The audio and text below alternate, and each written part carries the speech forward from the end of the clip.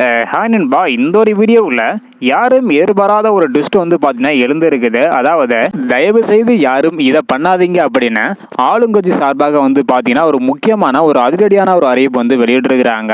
So என்ன அப்படின்றத detail வந்து பார்க்குறதுக்கு முன்னாடி 2026ஆம் ஆண்டு நடைபெற உள்ள சட்டமன்ற தேர்தலில் உங்களுடைய ஓட்டு யாருக்கு அப்படின்றத மறக்காம கமெண்ட் பண்ணுங்க.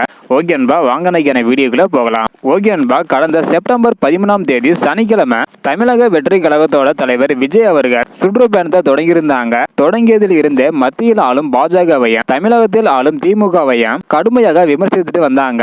இந்த நிலையில தற்பொழுது முக்கியமான ஒரு அறிவிப்பு வந்து பாத்தீங்கன்னா வெளியிட்டு இருக்காங்க. அதாவது டிவிகே கட்சியோட தலைவர் விஜய் அவர்களை விமர்சித்து அமைச்சர்கள் யாரும் பதில் கூற வேண்டாம் என்றும் எல்லாவற்றையும் கட்சி தலைமை பார்த்து கொள்ளும் அப்படின்றதையும், ஏதாவது விஜய் கருத்துக்கு பதில் அளிக்கும் நிலை ஏற்பட்டால் கட்சி தலைமையில் இருந்து அதற்கான அதிகாரப்பூர்வமான அறிவிப்பு வெளியாகும் அப்படின்றத சொல்லியிருக்கிறாங்க. 2026ஆம் ஆண்டு டிவிகே மற்றும் டிஎம்கே இந்த இரண்டு கட்சிக்கு தான் போட்டி அப்படின்றது உறுதியாயிருச்சு.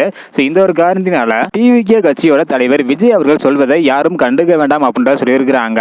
ஸோ ஏதாவது ஒன்று சொல்லணும் அப்படின்னா தலைமையை வந்து பார்த்தீங்கன்னா ஏற்று அதை சொல்லும் அப்படின்றத சொல்லியிருக்கிறாங்க. ஸோ இதை பற்றி உங்களோட கருத்து என்ன அப்படின்றத மறக்காம கமெண்ட் பண்ணுங்க. ஸோ 2026 டிவிகே கட்சிக்கு உங்களுடைய ஆதரவு இருக்கா இல்லையா அப்படின்றத மறக்காம கமெண்ட் பண்ணுங்க.